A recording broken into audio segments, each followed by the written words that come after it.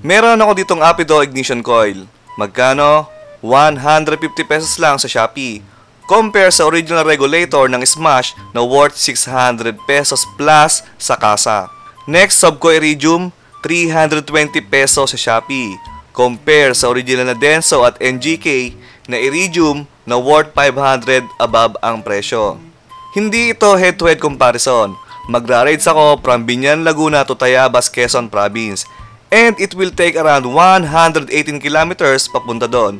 So magiging 230 plus kilometers balikan ang magiging biyahe ko. Yes, I know hindi siya kalayuan pero let's see kung pangit ba talaga itong mga murang replacements. Dito inihahanda ko na si Smash sa aking magiging biyahe. Check ng carb kung may leaks, maluwag na tornilyo, etc. Air filter kung okay pa ba, baka kasi marumi na at kailangan ng palitan. Pero so far, malinis pa naman kaya kaunting pagpag lang ang gagawin ko dito. Una kong ikakabit si Apido ignition coil. Kaso may problema. Ang hirap luwagan ng screw ng ignition coil. So I decided na gamitan na lang ito ng dahas. Gumamit na ako ng impact drive para matanggal yung dalawang stack up na tornilyo. Next, isalpak na yung Apido na yan. Ito, tingnan nyo guys. Ito yung original na high tension wire ng Smash. Yung orange naman, yung sa Apido. As you can see, mas makapal yung strands or hibla ng sa original. Siyempre, ang gagamitin natin dyan is yung sa original para mas solid yung kuryente. Kita nyo naman na mas malakas yung current ng combined Apido at Subco versus doon sa stock. Upon starting, naramdaman ko agad na medyo tumaas yung minor. Then naging mas responsive yung throttle. Bahagya lang naman. Siyempre, bago bumiyahe is nag-full tank na ako. 4.1 liters ang total na dala kong gas ngayon mga paps. Biyahe na tayo guys. Siyempre, dumaan na rin ako sa main branch ng Mernels, baka naman, sa Los Baños, para bumili ng pasalubong sa aking mag-ina. Siyempre, may subscriber tayo dito, kaya bigyan ng sticker yan. Ito guys, flex ko lang, yung mga nagsusubscribe ko sa channel ko at mga nagla-like, yung mga naniniwala sa akin, ito po yung kinikita ko, lahat diretso po sa pamilya. Pasalubong at gamit nila sa pang-araw-araw. Hindi sa mga pyesa ng motor like accessories para ipang-vlog. Magbibigay sa mahirap, then bibidyohan, then paawa para mas malaki ang kita sa views. Para po ito sa mag-ina ko. And I know lumalaban ka rin ng patas dyan at nagtatrabaho ng marangal para sa mga mahal natin sa buhay. Okay? Peace. Biyahe na tayo mga chong. Welcome to Victoria. Welcome Santa Cruz. Welcome Pangasinan. Ay, ano pala? Pagsanghan pala. Tanga!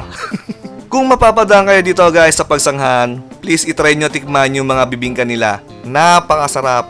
Maraming laman na buko as in solid talaga. Dito ako lagi nabili kay Manong.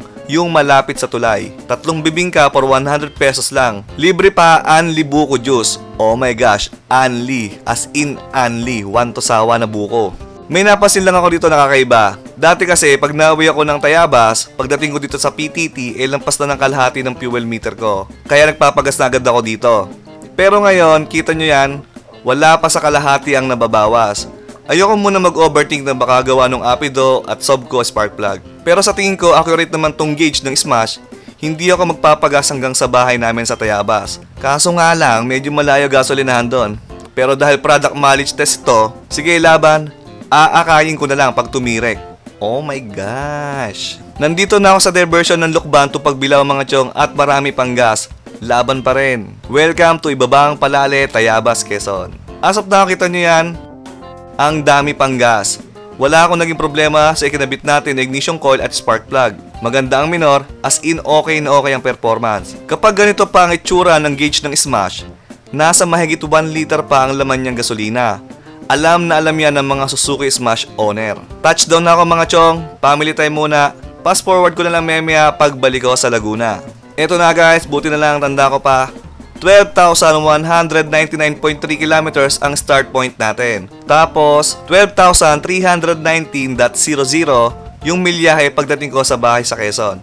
So, ibig sabihin, 119.7 kilometers yung naging biyahe ko guys. Kita nyo naman ang dami kong dala, yung top box puno, may mga bagahe, then mostly 80 kilometers per hour yung ating pacing.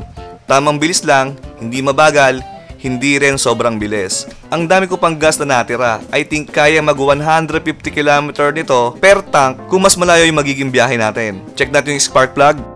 As you can see, sakto lang yung kulay.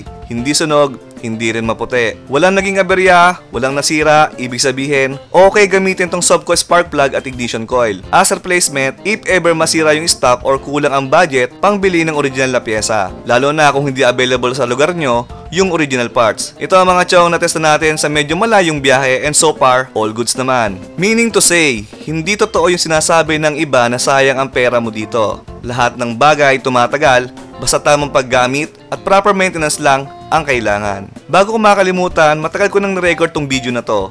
Almost 5 months ko nang ginagamit ang Sobco and Apido. And so far, magno-November na, is okay na okay pa rin yung performance. Vamos! Hanggang dito na lang mga papa. Thanks for watching. Ito po ang Dad's Cabin. I'm out.